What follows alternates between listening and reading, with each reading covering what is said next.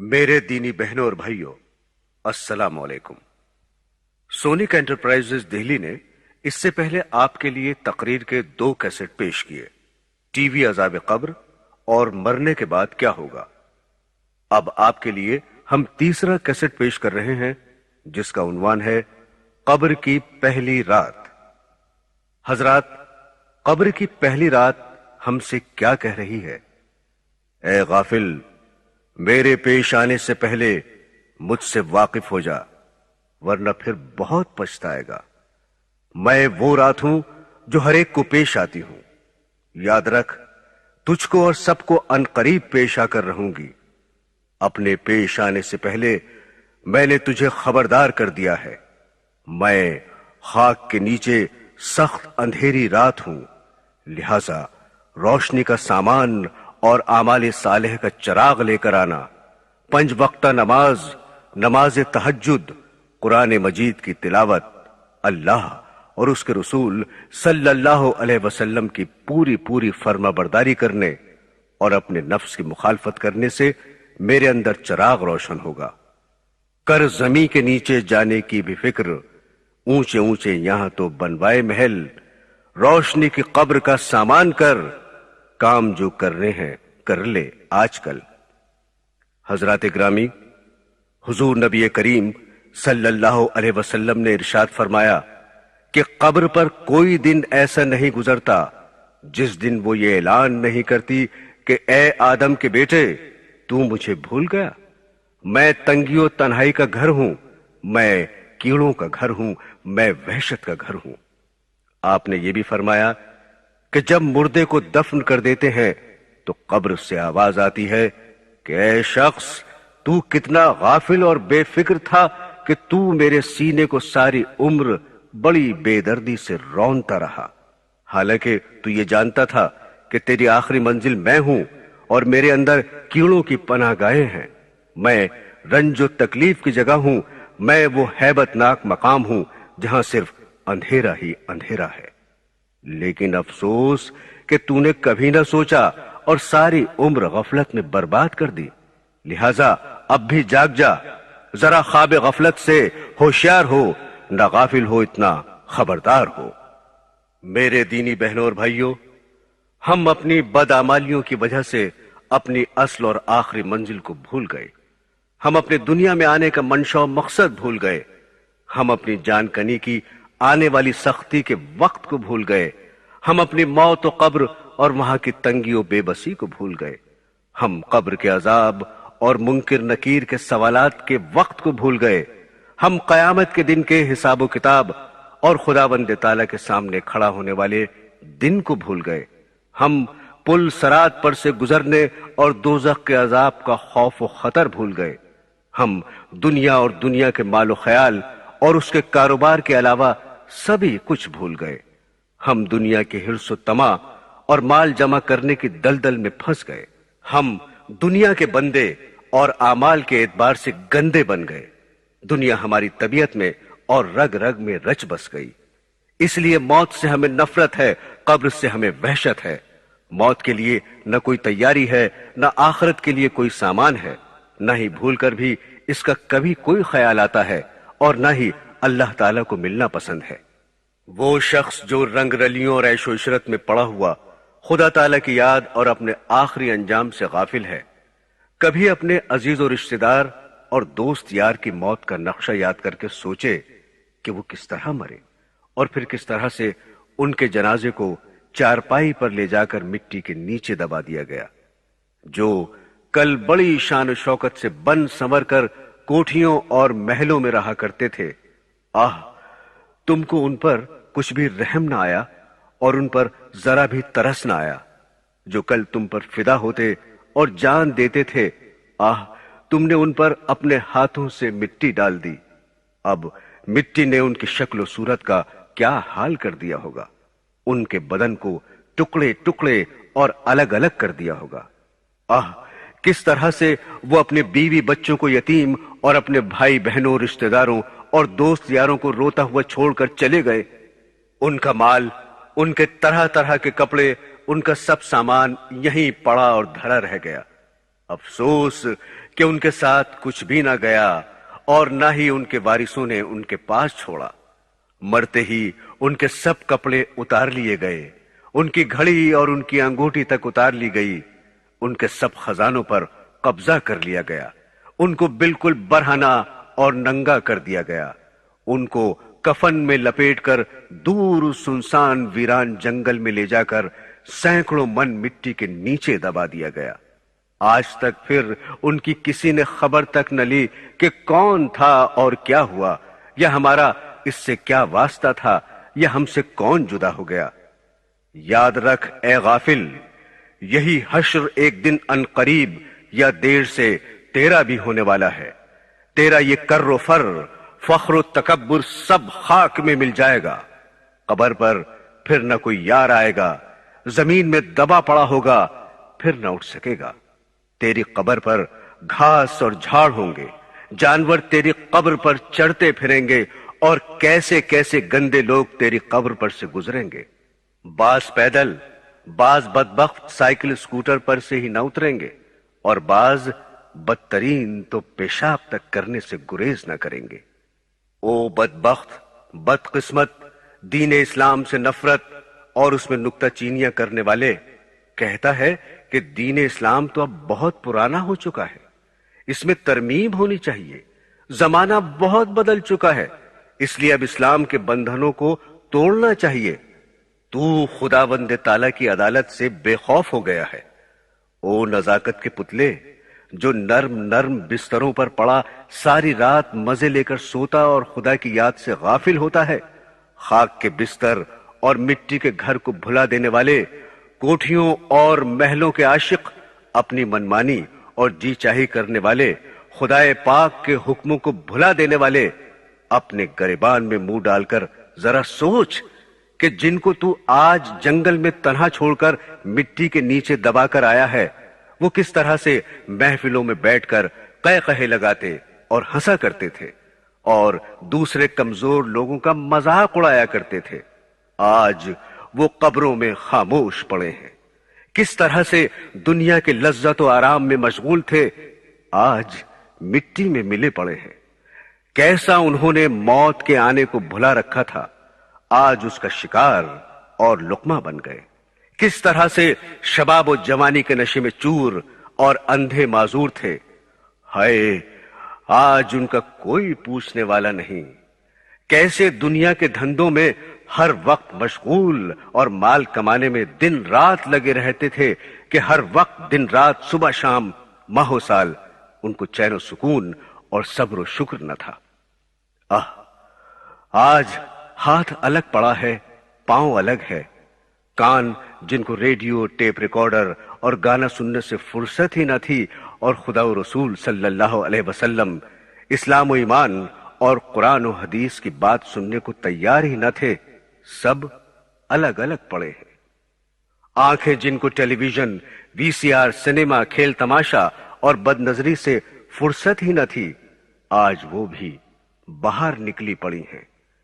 منہ زبان کو کیڑے مکوڑے چمٹ رہے ہیں، جن کو سرخی پاؤڈر لگانے، پان کھانے، سگریٹ پینے، قہقہ لگا کر ہنسنے، چغلی غیبت کرنے، گانے بجانے، فضول بکواس بکنے، جھوٹی شہادت دینے، تہمت بہتان لگانے، گپ شپ لڑانے کے علاوہ اور کوئی کام ہی نہ تھا، آج کیڑوں نے کھا چاٹ کر کیا حال کر دیا۔ سارے گورے گورے بدن میں کیڑے پڑ گئے، جس کو ہر وقت بناؤ سنگھار، نہانے دھونے، چمکانے، خوشبو میں بسانے، اپنے آپ کو موٹا تازہ کرنے اور صاف ستھرا دیکھنے کے علاوہ کچھ اور پسند ہی نہ تھا۔ بہت لوگ ایسے تھے جن کا ہمیشہ مشکیں بدن تھا، معطر کفن تھا، قبر کہنا ان کی کھولی تو دیکھا، نہ عضوے بدن تھا، نہ تارے کفن تھا۔ کیسا کھلکھلا کر ہنستے تھے، آج دانت گرے پڑے ہیں۔ کیسی کیسی تدبیریں سوچا کرتے تھے، برسوں کے انتظامات پہلے ہی سے سوچ لیا کرتے تھے کہ اتنے سال بعد اگر کوئی ضرورت آن پڑی تو کیا کریں گے۔ حالانکہ موت سر پر سوار تھی، مرنے کا دن قریب تھا، مگر ان کو یہ معلوم بھی نہ تھا کہ کہ میرے ساتھ کل کیا ہونے والا ہے۔ میرے دینی بہنوں اور بھائیوں، آج کی آنے والی رات نرم بستر پر نہیں بلکہ قبر میں خاک کے بستر پر ہوگی۔ کیا تو نے کہیں ایسا دیکھا اور سنا نہیں کہ دن میں اچھے بھلے تھے اور رات کو قبر میں جا لیٹے؟ لہذا یاد رکھ، یہی حال تیرا بھی ہونے والا ہے۔ آج تو اتنے انتظامات کر رہا ہے، لمبی لمبی اسکیمیں اور تدبیریں سوچتا ہے، مگر کل کی خبر نہیں کہ کیا ہوگا، کہاں تیری یہ تدبیریں اور کہاں تو ہوگا۔ نہ معلوم کل کس جھاڑ اور پتھروں کے نیچے دبا ہوگا۔ آگاہ اپنی موت سے کوئی بشر نہیں، سامان 100 برس کا ہے، پل کی خبر نہیں۔ اس آنے والے منظر اور نقشے کو ہر وقت اپنی آنکھوں کے سامنے رکھ۔ تو رات دن موت کے قریب ہو رہا ہے، اپنے قدموں کو بڑی تیزی کے ساتھ اپنی گور کی طرف لے جا رہا ہے۔ تیرا پھل پک چکا ہے، تیرے پھول کی کلی مرجھانے والی ہے، تیری صبح و شام گزرنے والی ہے، تیری امیدیں ختم ہونے والی ہیں، تیری اجل قریب آ چکی ہے۔ آج جن کو تو اپنا ساتھی سمجھ رہا ہے، جن کے ساتھ تو آج اپنا دل بہلا رہا ہے، یہ تیرے کل کچھ بھی کام نہ آئیں گے اور نہ ہی تجھے کچھ نفع دیں گے۔ یہ کل تجھے اپنے کندھوں پر اٹھا کے لے جائیں گے اور اندھیری قبر میں اکیلے ہی چھوڑ کر آ جائیں گے، جہاں نہ تیرا کوئی ساتھی نہ کوئی مہربان ہوگا۔ اس لیے آج اس دن کے لیے فکر کر لے اور وہاں کی نجات کی تیاری کر لے۔ بیکار تیری یہ باتیں ہیں کہ چنا ہوگا چنی ہوگا، نہیں ہے دور وہ دن کہ تو زیر زمیں ہوگا۔ اس لیے اے نادان، اب بھی خواب غفلت سے بیدار ہو جا۔ اے دنیا کے اسباب اور اس کی زینت چمک دمک پر مر مٹنے والے انسان، تو نے غفلت اور نافرمانی میں عمر برباد کر دی۔ اٹھ، جاگ، جلدی سے اور ہوش میں آ جا۔ اپنے گناہوں کی خدا سے معافی مانگ کہ آج بھی تجھے مہلت نصیب ہے۔ جو وقت ہاتھ سے نکل گیا اس پر آنسو بہا، اپنی پچھلی زندگی پر نادم اور شرمندہ ہو کر خدا پاک کے حضور میں توبہ کر۔ اب بھی کمر باندھ کر نیک اعمال کرنے کی کوشش کر، کیونکہ محنت کرنے میں کامیابی ہے اور غفلت و سستی کا انجام بدبختی اور محرومی ہے۔ تیری کامیابی محل مکان بنانے، دنیا کا ساز و سامان اکٹھا کرنے، مال و دولت جمع کرنے یا کوئی عہدہ حاصل کرنے میں نہیں، بلکہ تیری اصل کامیابی اللہ اور اس کے رسول کی فرما برداری کرنے اور آخرت کی زندگی بنانے میں ہے۔ لہذا تو دنیا میں اس طرح سے رہ کہ جس طرح سے ایک مسافر رہتا ہے کہ وہ راہ چلتا ہوا زیادہ بکھیڑا نہیں کیا کرتا۔ ہمیشہ رہنے کی جگہ تو صرف آخرت ہے اور دنیا میں بہت تھوڑے دن رہنا ہے۔ اصل کامیابی تو آخرت کی کامیابی ہے۔ جس کو آخرت کی کامیابی نصیب ہو گئی وہ اپنی مراد کو پہنچ گیا۔ دنیا میں آج تک جتنے بھی لوگ آئے وہ سب کے سب اپنی منزل کی طرف کوچ کر گئے۔ یاد رکھ، تو بھی اسی طرح ایک دن کوچ کر جائے گا۔ یہاں کتنے آئے اور کتنے ہی چلے گئے، مگر افسوس کہ تجھے کچھ بھی نصیحت حاصل نہ ہوئی۔ اس دنیا میں جو بھی آیا کوچ کرنے کو ہی آیا۔ جب تجھے موت کا حادثہ پیش آئے گا جس کو کوئی ٹال نہیں سکتا، تو تیرے مال و دولت اور نوکر و خادم تیرے کچھ بھی کام نہ آئیں گے۔ اس وقت ڈاکٹر اور حکیم، دوست، رشتہ دار اور سب گھر والے تجھے بچانے کی تدبیریں اور علاج ختم کر کے مایوس اور نا امید ہو جائیں گے اور تیرے پاس سے اٹھ کھڑے ہوں گے۔ تجھ پر جاں کنی کا عالم ہوگا، کوئی تیرے منہ میں پانی ڈالے گا اور کوئی تجھے سورہ یاسین سنائے گا۔ تیرا دم نکل جانے کے بعد تیرے بدن سے لباس حاضرہ اتار کر تجھے کفن کی چادروں میں لپیٹ دیں گے، تجھے زمین کی تہ میں اکیلا چھوڑ دیں گے اور نظروں سے چھپا دیں گے۔ کوئی کہے گا بڑا اچھا باپ تھا، کوئی کہے گا بڑا اچھا دوست تھا، کوئی کہے گا بڑا نیک تھا، کوئی کہے گا اللہ پاک مغفرت فرمائے، کوئی کہے گا دنیا میں اچھی گزار گیا اور اچھا وقت پورا کر گیا، پھر وہ بہت جلد پیٹ کے دھندے میں لگ جائیں گے اور اپنی دنیا میں مشغول ہو جائیں گے، پھر وہ بھولے سے بھی کبھی تجھے یاد نہ کریں گے، مگر اس زبانی جمع خرچ کے بعد انہیں یہ بھی خبر نہ ہوگی کہ کون چلا گیا، کون ہم سے جدا اور رخصت ہو گیا، اس کا کچھ خیال نہ ہوگا، بلکہ ان کی ساری کوشش مال و دولت، زمین و جائیداد کے تقسیم کرنے، آپس میں بانٹنے اور لڑنے مرنے پر لگی ہوگی۔ تیرے مال کی تقسیم کی کمی بیشی کی وجہ سے وہ ایک دوسرے پر اپنا زیادہ حق جتلانے پر مقدمے بازی کریں گے۔ اس بلا و مصیبت میں وہ برسوں گرفتار اور مبتلا رہیں گے، پھر کوئی جیت گیا، کوئی ہار گیا، آخر لڑائی جھگڑے اور مقدمے بازی کے بعد ایک دوسرے سے لین دین اور تعلقات بھی ختم ہوں گے۔ انجام کار یہ کہ اسی حال میں وہ اس دنیا فانی سے رخصت ہوں گے۔ اے غافل، جو کہ دھوکے میں پڑا ہوا ہے، ان کی دوستی سے دھوکہ نہ کھا، سب سے اچھا دوست اور ساتھی تیرا نیک عمل ہے۔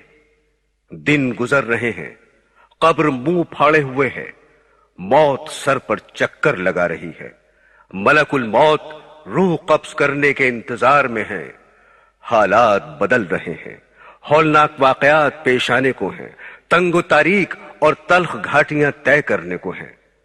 تیری غفلت اور لاپرواہی کا یہ حال ہے کہ تجھے کچھ خبر ہی نہیں کہ کل تیرے ساتھ کیا ہونے والا ہے۔ کہیں مال و دولت کے جمع کرنے کی فکر میں ہے، کہیں چار یاروں سے ہنسی دل لگی کے ذکر میں ہے۔ تو ایسا بے دھڑک چل رہا ہے کہ سراسر اپنے اوپر غضب کر رہا ہے۔ تو مال و دولت، جوانی و صحت اور طاقت و توانائی کے نشے میں چور ہے اور دین سے کوسوں دور ہے۔ آخر یہ غفلت و سستی اور آخرت سے بیزاری کب تک رہے گی؟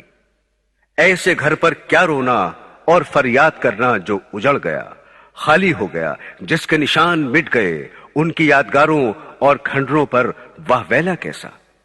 بچپن کا زمانہ گزر چکا، غزل گوئی اور افسانہ بازی کا وقت بیت گیا، تو پھر اب یہ بچپنا اور شعر و شاعری کیسی؟ 50 سال کی عمر ہو چکی، سر سفید ہو چکا، تو پھر کھیل تماشے کیسے؟ لیلا مجنو کے وصال، ان کے ہجر و فراق اور ان کے عشق و معشوق کے تذکروں کو اب جانے دے۔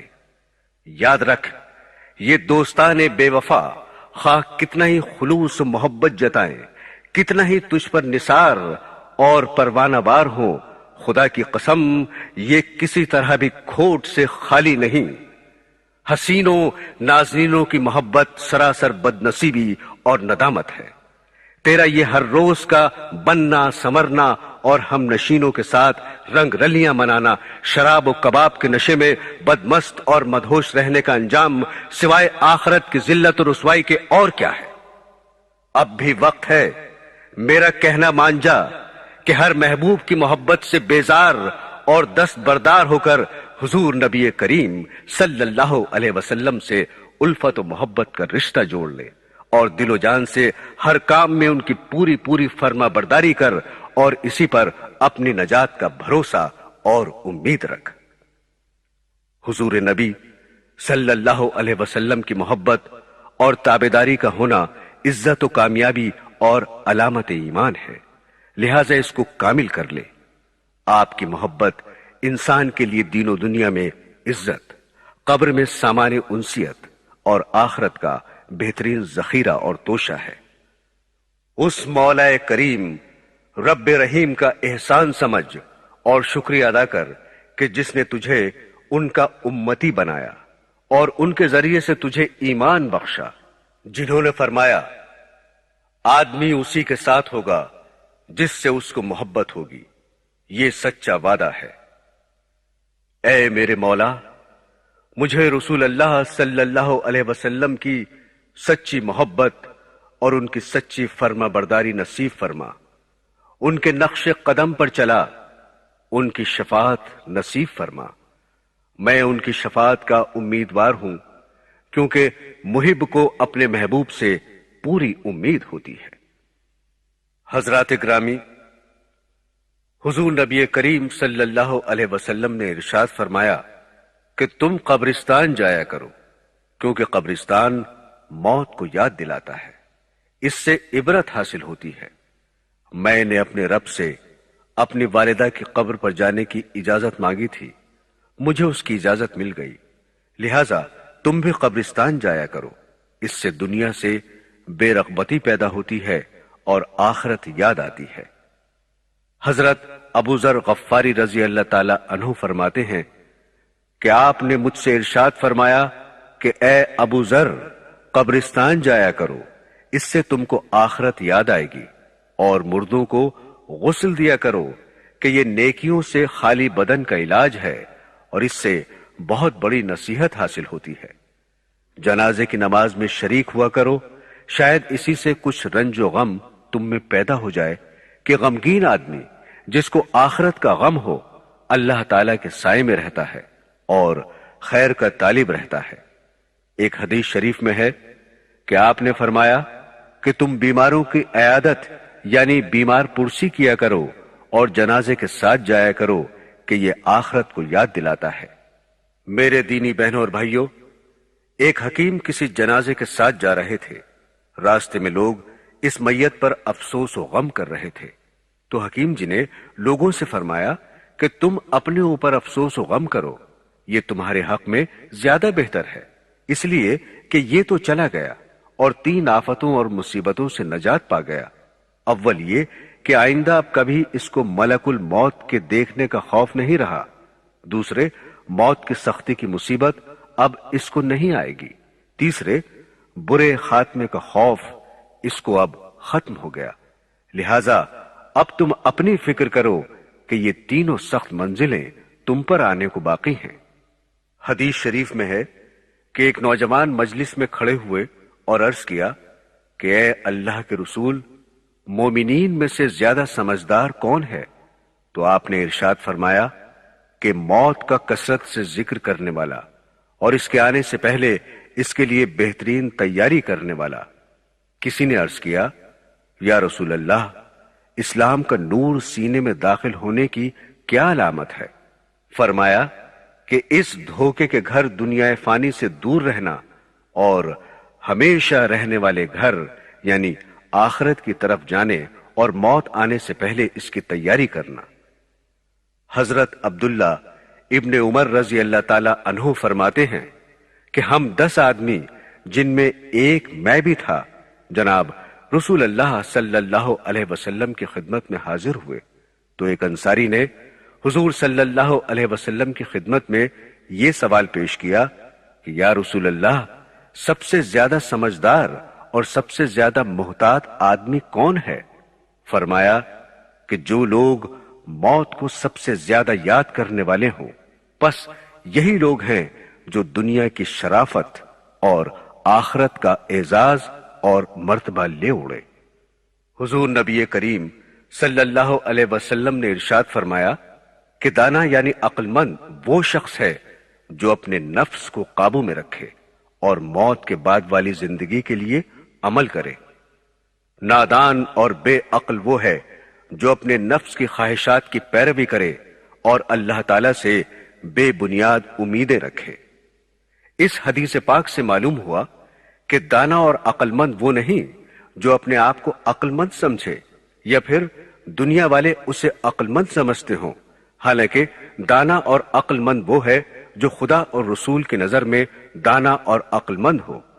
خداوند تعالی اور رسول اکرم صلی اللہ علیہ وسلم کی نظر میں دانا اور عقل مند وہ شخص ہے جو اپنے نفس کو قابو میں رکھے اور اس کو بری خواہشات سے روکے رکھے، ہر وقت اس کا محاسبہ کرتا رہے، کسی وقت بھی اس کی نگرانی سے غافل نہ ہو کہ وہ اپنی من مانی اور جی چاہی کرنے لگے اور خداوند تعالیٰ کی بنائی ہوئی حدود کو توڑ کر آزاد ہو جائے، ہر وقت آخرت کی زندگی کو سامنے رکھ کر موت کے بعد آنے والی زندگی کی فکر رکھ کر اس کو سنوارے، بنائے اور وہاں کی کامیابی کی تیاری کرتا رہے۔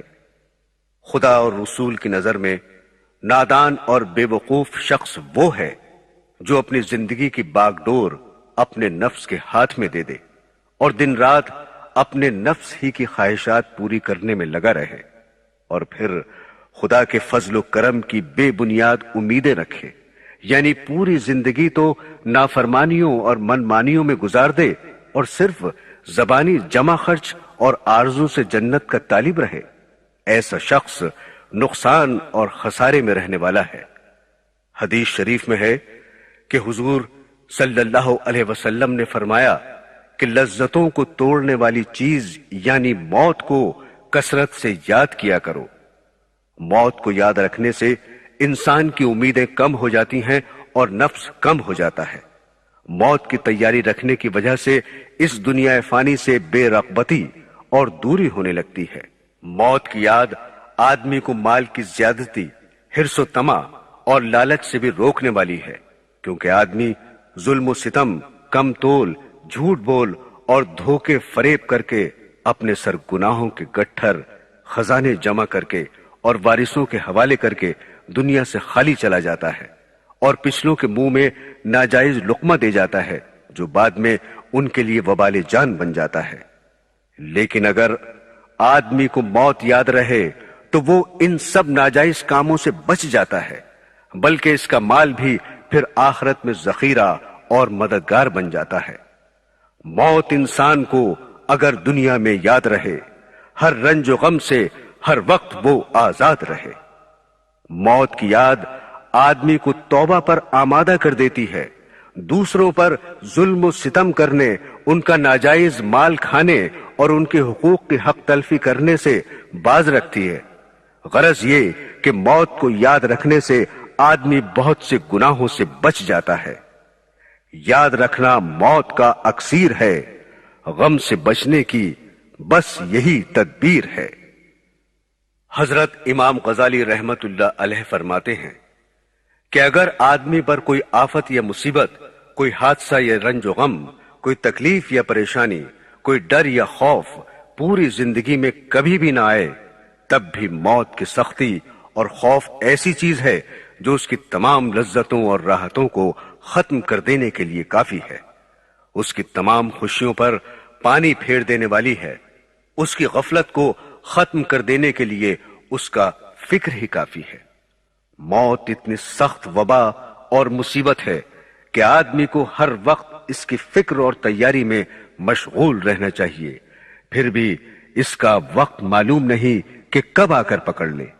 لیکن آج آدمی کی حالت یہ ہے کہ ہر وقت دنیا کمانے، کھانے پینے، اس کا ساز و سامان اکٹھا کرنے اور رنگ رلیاں منانے میں مشغول ہے، دن رات، صبح شام دولت جمع کرنے، محل بنانے اور گھر بسانے کی فکر میں لگا ہوا ہے۔ آسمان پر اس کی گرفتاری کے وارنٹ جاری ہو چکے ہیں اور اس کی موت کا حکم جاری ہو چکا ہے، جس میں نہ کسی کی سفارش چل سکتی ہے، نہ ہی کوئی اپیل کی جا سکتی ہے اور نہ ہی منٹ دو منٹ کی اس کو مہلت مل سکتی ہے۔ جب بھی کسی پر موت کا وقت آیا تو اس کو کچھ کہنے سننے کی مہلت ہی نہیں مل سکی۔ کلام کیا کہ زبان تک منہ میں ہل نہ سکی، پلک جھپکنے کی مہلت بھی ان کو مل نہ سکی۔ پھر بھی یہ کس قدر دھوکے میں پڑا ہوا ہے، دنیا کی دلدل میں پھنسا ہوا ہے، محل مکان بنا رہا ہے، باغ لگا رہا ہے، زمین خرید رہا ہے، فیکٹری لگانے کی فکر میں ہے، غرض دن رات انہی باتوں کے خیال و فکر میں ہے اور رات کو بھی یہی خواب دیکھتا ہے، لیکن موت کو کبھی بھولے سے یاد نہیں کرتا۔ اس کا نام زندوں کی فہرست سے کٹ کر مردوں کی فہرست میں آ چکا ہے، بازار میں اس کا کفن تک بھی آ چکا ہے، مگر افسوس کہ اس کو کچھ ہوش ہی نہیں۔ موت ایسی چیز ہے کہ جس کے آنے کا کوئی وقت مقرر نہیں اور نہ ہی کسی کو یہ پتا ہے کہ وہ کب آ پکڑے۔ پھر یہ کتنی حیرانی کی بات ہے کہ آدمی سب کچھ جانتا ہوا بھی انجان بن جائے اور اس کو بھولا رہے، دنیا کی لذتوں اور غفلتوں میں پڑا رہے۔ اگر اس کو یہ پتا چل جائے کہ کوئی سپاہی یا پولیس اس کی تلاش میں ہے جو اس کے جرم کی وجہ سے اس کو سزا دے گا تو سب لذت و آرام خاک میں مل جائے گا، یا اس کو صرف اتنا ہی پتا چل جائے کہ اس کی گرفتاری کے وارنٹ جاری ہو چکے ہیں، بس اتنا سنتے ہی ہوش اڑ جائیں گے، نیند تک حرام ہو جائے گی، لذت و آرام کیسا۔ मेरे दीनी भाइयों और प्यारी बहनों, हुजूर नबी करीम सल्लल्लाहु अलैहि वसल्लम ने हजरत फातिमा रज़ी अल्लाह ताला अन्हु से फरमाया कि ऐ मेरी बेटी, तू नेक अमल कर और इस ख्याल में न रहना कि मैं मोहम्मद सल्लल्लाहु अलैहि वसल्लम की बेटी हूं और बख्शी जाऊंगी। हजरात, देखिए किस कदर गौर करने का मकाम है। जो लोग ये कहकर जान छुड़ा लेते हैं या फिर ये समझते हैं कि हम तो फुला पीर साहब या फुला मौलवी साहब का पल्ला पकड़कर जन्नत में चले जाएंगे, वो किस कदर अपने आप को धोखा दे रहे हैं और नफ्स और शैतान के कहने पर अपनी जिंदगी बर्बाद कर रहे हैं। अजीजों, अब भी वक्त है। कब्र का अजाब बहुत दर्दनाक है। मौत ऐसी चीज है कि जिसके आने का कोई वक्त मुकर्रर नहीं। मौत बहुत तेज रफ्तारी से हमारी तरफ बढ़ रही है। खुदारा, आखिरत की फिक्र करो और अजाब कब्र से पनाह मांगो। आगाह अपनी मौत से कोई बशर नहीं। सामान 100 बरस का है, पल की खबर नहीं। हजरात, हजरत फातिमा ज़हरा रज़ी अल्लाह ताला अन्हा की वफात के बाद जब रात को उनका जनाजा कब्र में उतारा गया तो हजरत अबू जर गफ्फारी रज़ी अल्लाह ताला अन्हुमा ने अपने जोश गम में कब्र से खिताब करके फरमाया कि ए कब्र, क्या तुझे कुछ खबर भी है कि हम किसका जनाजा लेकर आए हैं? ये बेटी हैं रसूल अल्लाह सल्लल्लाहु अलैहि वसल्लम की। ये बीवी हैं हजरत अली करमल्लाह वजह की। ये वालिदा हैं हजरत इमाम हुसैन और हसन रज़ी अल्लाह ताला अन्हुमा की। और ये फातिमा ज़हरा हैं जन्नत की औरतों की सरदार। कब्र से आवाज आई कि ए अबू जर, कब्र हस्ब नस्ब बयान करने की जगह नहीं है। यहां तो सिर्फ नेक आमाल का जिक्र है। यहां तो वही आराम पाएगा जिसके आमाल अच्छे हों, जो सच्चे दिल से अल्लाह और उसके रसूल के फर्मा बरदार होंगे। हजरात, अभी आपने कब्र की आवाज सुनी। लीजिए, अब हम आपको कब्र के बारे में कुछ और तफसीलात बता रहे हैं। उम्मीद है आप इन वाकयात को सुनकर इबरत हासिल करेंगे। इब्न हजर मक्की का बयान है कि अब्दुल बासित नामी एक शख्स काजी शहर का चपरासी था। वो शुरू में बहुत गरीब था, मगर उसने नाजायज जराए से खूब दौलत समेटी। लेकिन जब वो मर गया और दफन कर दिया गया तो दफन करने के बाद कब्र जरा सी खुल गई और हमने देखा कि एक जंजीर के अंदर एक बड़े सांप को उसकी लाश से बांध दिया गया है। हमने डरकर कब्र पर मिट्टी डाल दी और इबरत लेकर घर लौटे। इब्न जोजी रहमतुल्लाह अलैह से रवायत है कि हजरत ईसा अलैहिस्सलाम अपने साथियों के हमरा जा रहे थे। रास्ते में किसी मुर्दे की एक खोपड़ी नजर आई। आपके साथियों ने दरखास्त की कि ऐ रूहुल्लाह, आप अल्लाह ताला से दुआ फरमाएं कि इस खोपड़ी को कुव्वत गोयाई अता फरमा दे और ये खोपड़ी गुजरे हुए अजीब वाकयात हमको सुना दे। इससे हमको इबरत हासिल होगी। हजरत ईसा अलैहिस्सलाम ने 2 रकत नमाज पढ़ी और अल्लाह ताला से दुआ की। आपकी दुआ कबूल हुई और खोपड़ी बोल उठी कि ऐ रूहुल्लाह, पूछिए, क्या पूछते हैं? अल्लाह ताला का हुक्म है कि मैं आपकी बातों का जवाब दूं। आपने पूछा, तू इस दुनिया में कौन सी शख्सियत रखता था? खोपड़ी ने जवाब दिया, मैं इस जमीन का बादशाह था। 1000 बरस जिंदा रहा, 1000 औलाद मुझसे हुई, 1000 शहर फतह किए, 1000 लश्करों को शिकस्त दी और 1000 बादशाहों को कत्ल किया। बिलाखिर इस फातिह जमाना को मौत आई।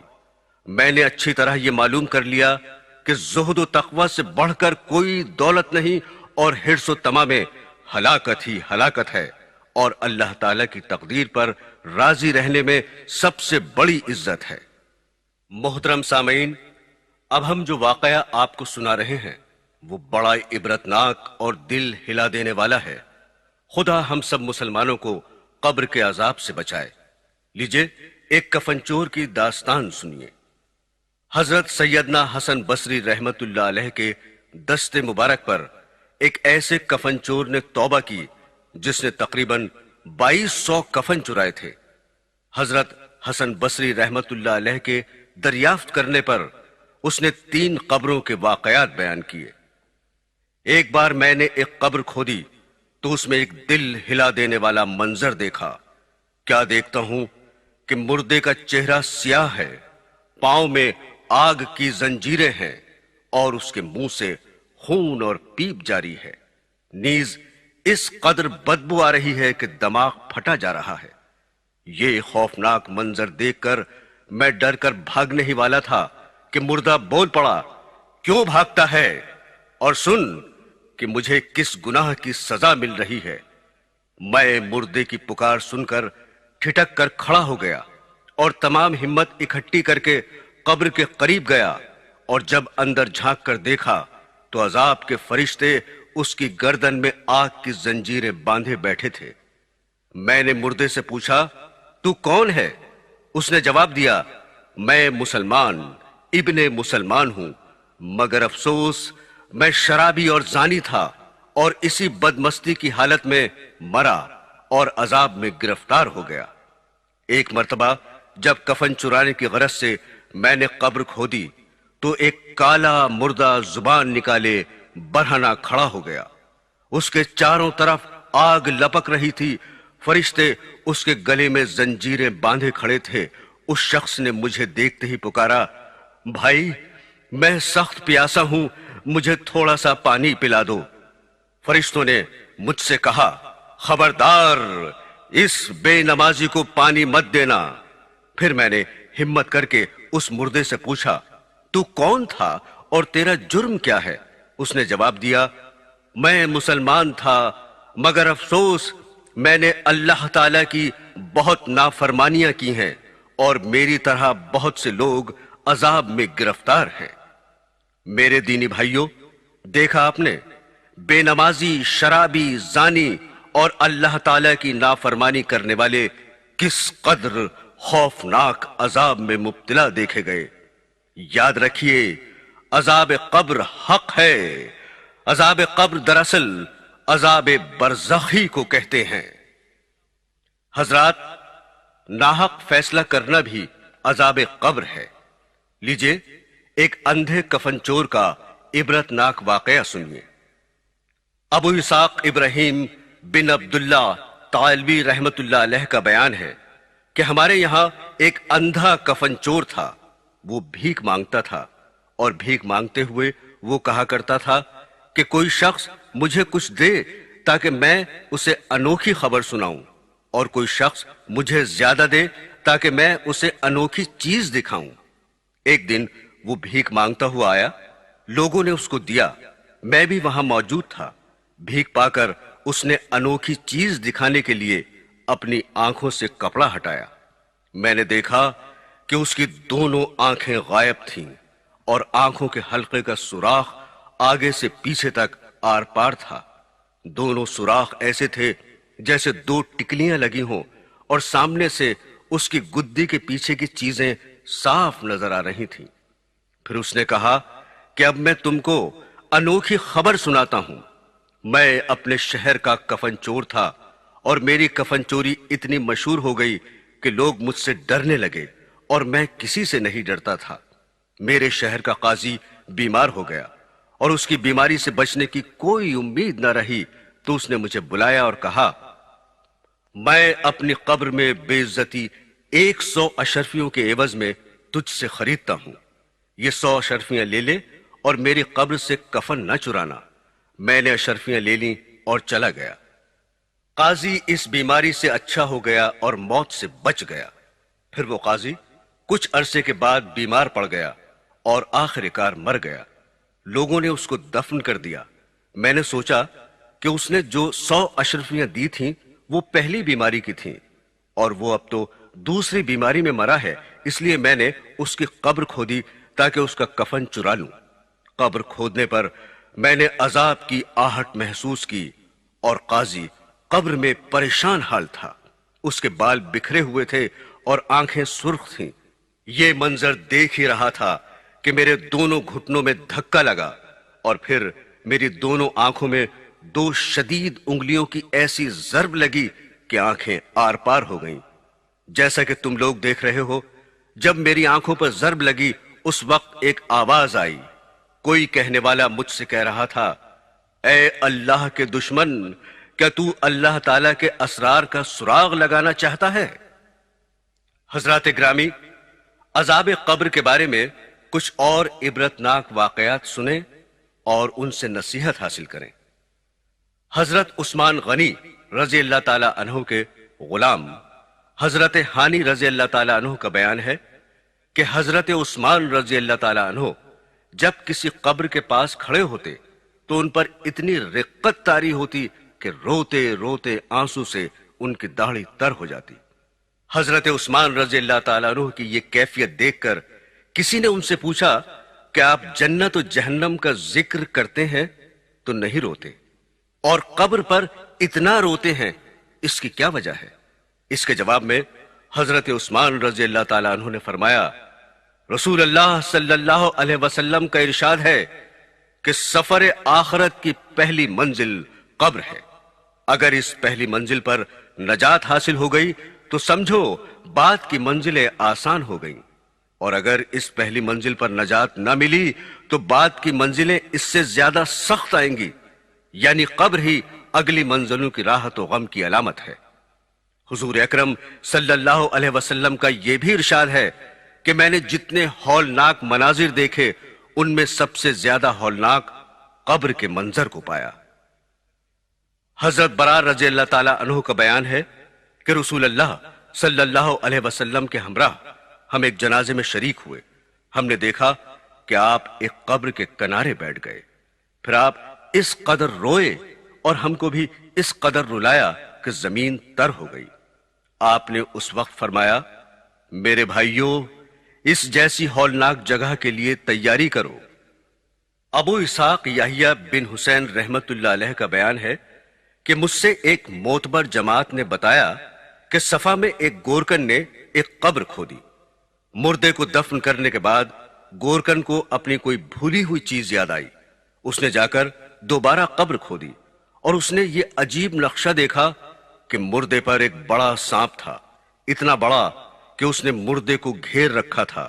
گورکن ڈر گیا اور اس پر غشی سی طاری ہو گئی۔ اس کے بعد اس کی عقل جاتی رہی۔ پاگل ہونے کے بعد اس نے گورکنی چھوڑ دی۔ ابو اسحاق یحییٰ بن حسین کا بیان ہے کہ ایک معتبر جماعت نے یہ خبر دی کہ سید ہادی اتفاق سے کہیں جا رہے تھے کہ راستے میں ایک کھوپڑی دیکھی اور اس میں لگام بھی تھی۔ سید ہادی نے اس کھوپڑی کو اٹھا کر زمین کے نیچے دفن کر دیا، مگر فوراً ہی زمین نے اپنے اندر سے اس کھوپڑی کو باہر پھینک دیا۔ سید ہادی کو بڑی حیرانی ہوئی، وہ برابر فکر میں رہے۔ اچانک ایک آواز آئی اور سید ہادی بہت دیر تک بے ہوش پڑے رہے۔ ابن حفشب رحمت اللہ علیہ اپنا واقعہ بیان کرتے ہیں کہ میرا ایک بار ایک قبیلے پر گزر ہوا، وہاں ایک قبرستان تھا۔ عصر کے بعد میں نے دیکھا کہ ایک قبر شق ہو گئی اور اس میں سے ایک آدمی نکلا۔ اس کا سر گدھے کا تھا مگر اس کا جسم آدمی کا تھا۔ وہ نکل کر 3 بار گدھے کی طرح چیخا، پھر قبر میں چلا گیا اور قبر بند ہو گئی۔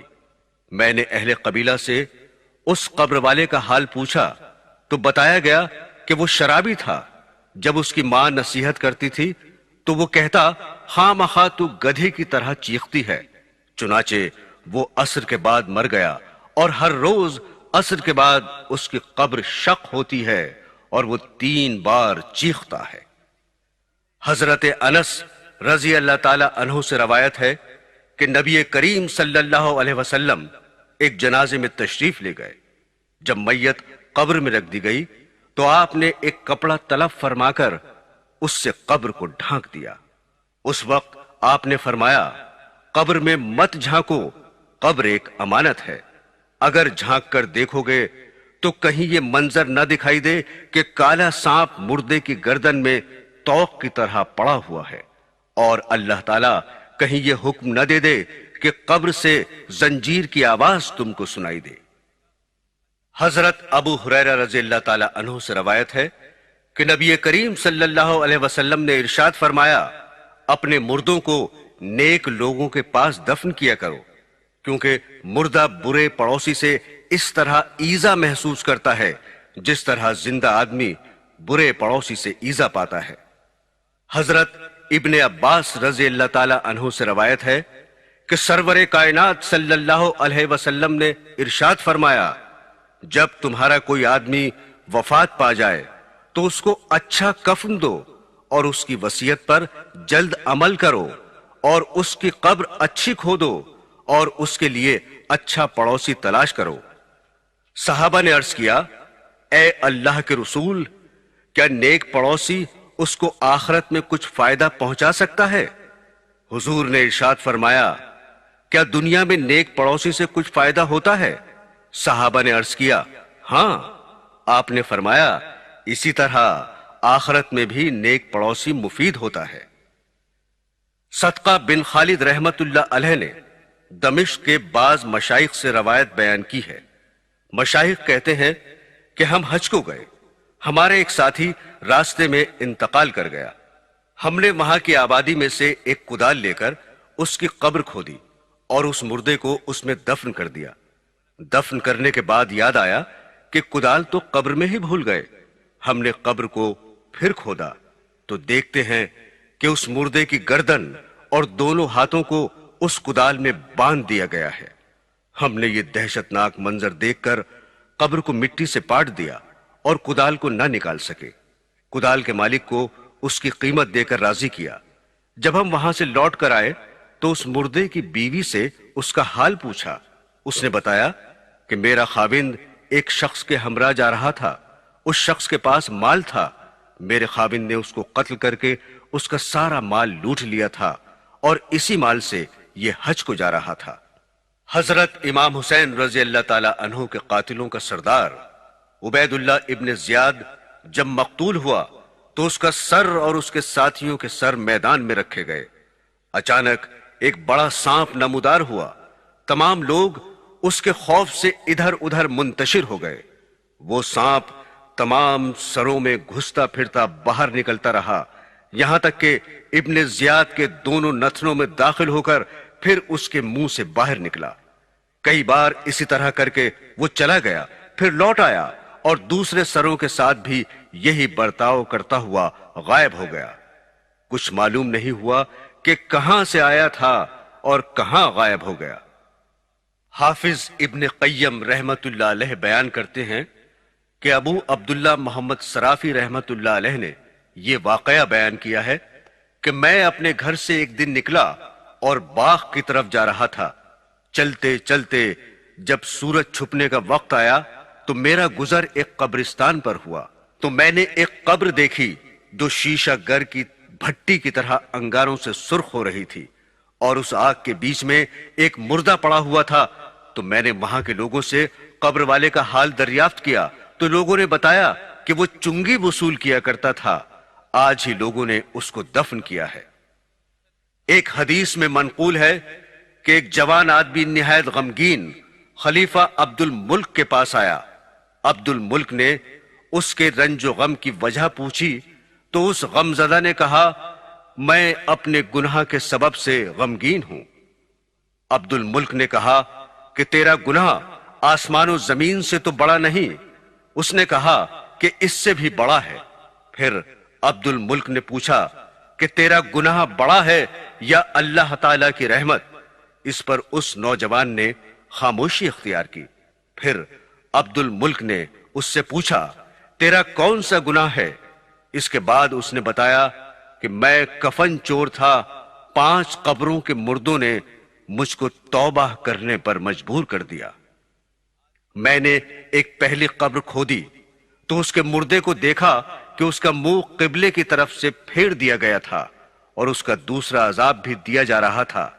میں وہاں سے ڈر کر چلا تو غیب سے آواز آئی کہ تو اس مردے سے یہ کیوں نہیں پوچھتا وہ کس وجہ سے اس عذاب میں گرفتار ہے؟ میں نے کہا کہ میں نہیں پوچھ سکتا۔ پھر غیب سے آواز آئی کہ یہ شخص نماز کو حقیر اور برا سمجھتا تھا، اس لیے اس کو یہ عذاب ہو رہا ہے۔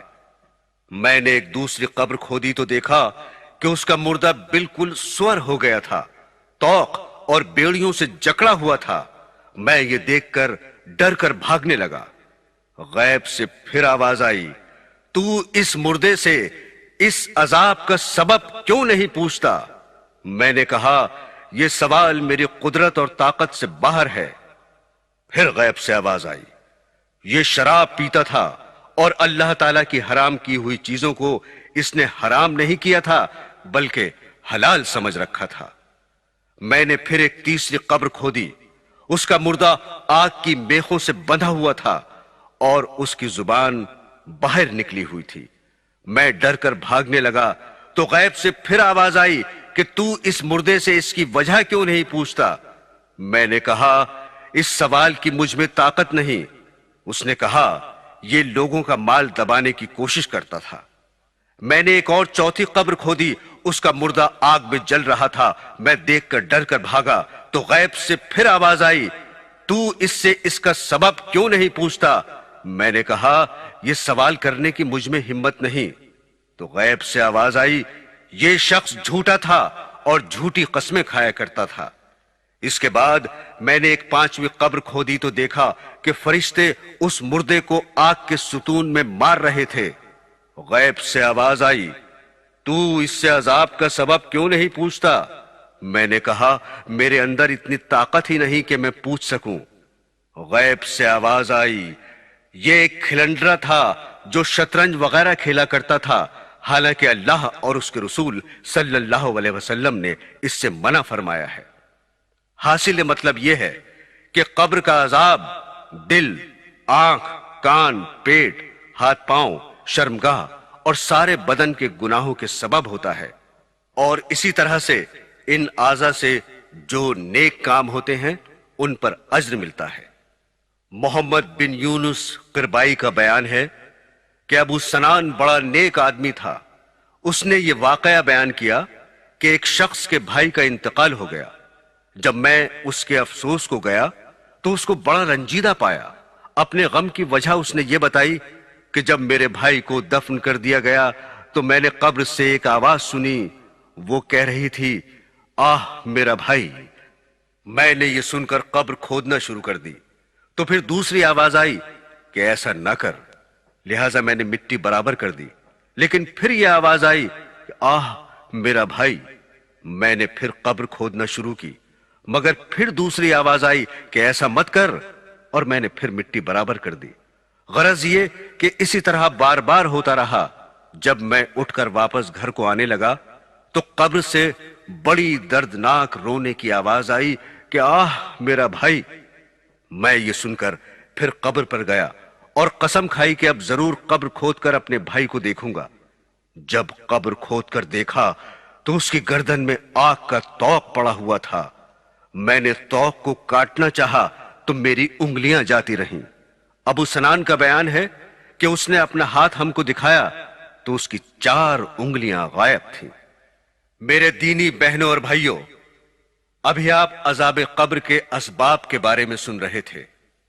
چغل خوری، پیشاب میں بے احتیاطی، بے وضو نماز پڑھنا، بدکاری، چوری، شراب نوشی، ماں کے ساتھ بے ادبی، تکبر سے چلنا، دھوکے کے کاروبار، صحابہ اکرام کو برا کہنا اور ناحق فیصلہ کرنا۔ ان سب برے کاموں سے بچیں، کیونکہ یہی عذاب قبر کا سبب ہے۔ حضرات گرامی، مومن پر قبر کی شفقت کے بارے میں اب ذرا سن لیجئے۔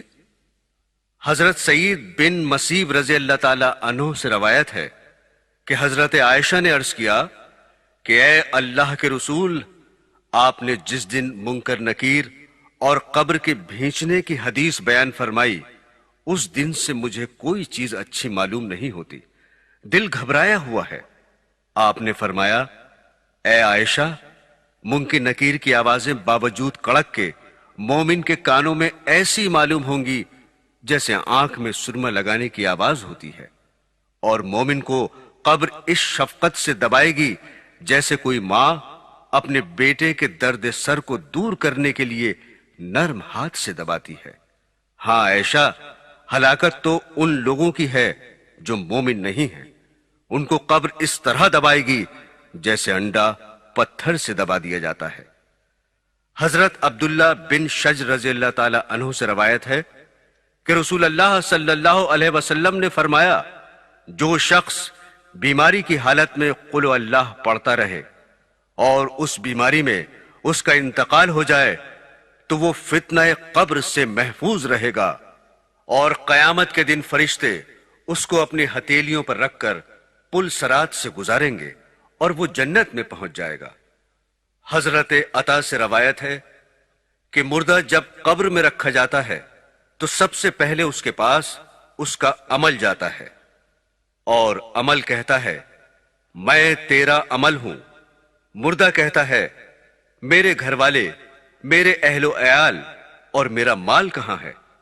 अमल जवाब देता है, इन तमाम चीजों को तूने अपने पीछे छोड़ा, कब्र में सिर्फ मैं तेरे साथ दाखिल हुआ हूं।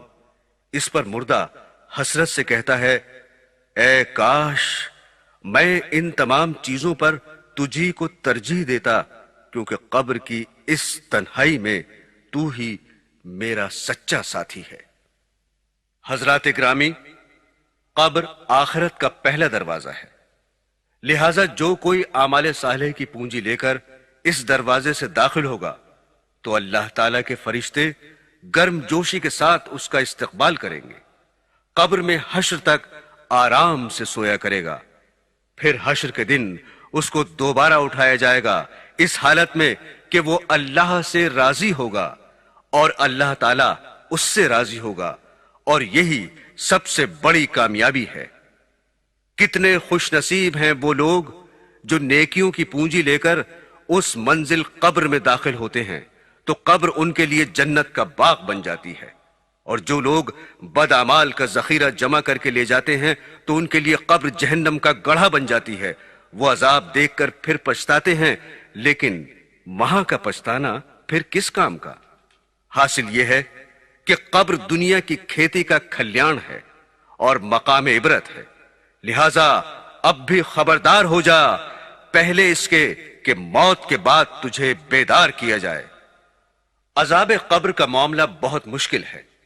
अल्लाह ताला हम गुनहगारों पर अपना रहम फरमाए, अजाब कब्र से बचाए और आखिरत की कामयाबी नसीब फरमाए। हुजूर सल्लल्लाहु अलैहि वसल्लम ने इरशाद फरमाया कि तुम अजाब कब्र के खौफ की वजह से मुर्दों को दफनाना छोड़ दोगे?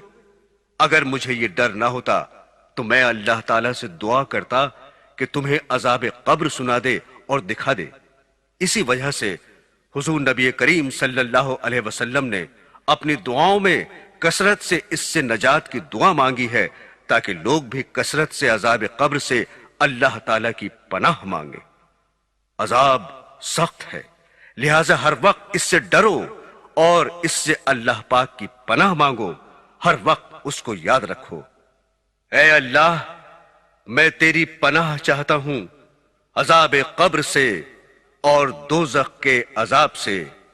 आमीन सुम्मा आमीन। बहनों और भाइयों, अभी आप कब्र की पहली रात का बयान सुन रहे थे। जैसा कि आप जानते हैं, सोनिक एंटरप्राइजेज ने आपकी खिदमत में यह दीनी कैसेट पेश करने का सिलसिला शुरू किया है। अब बहुत जल्द सोनिक एंटरप्राइजेज दिल्ली पेश करेंगे 6 गुनहगार औरतें और कयामत कब आएगी।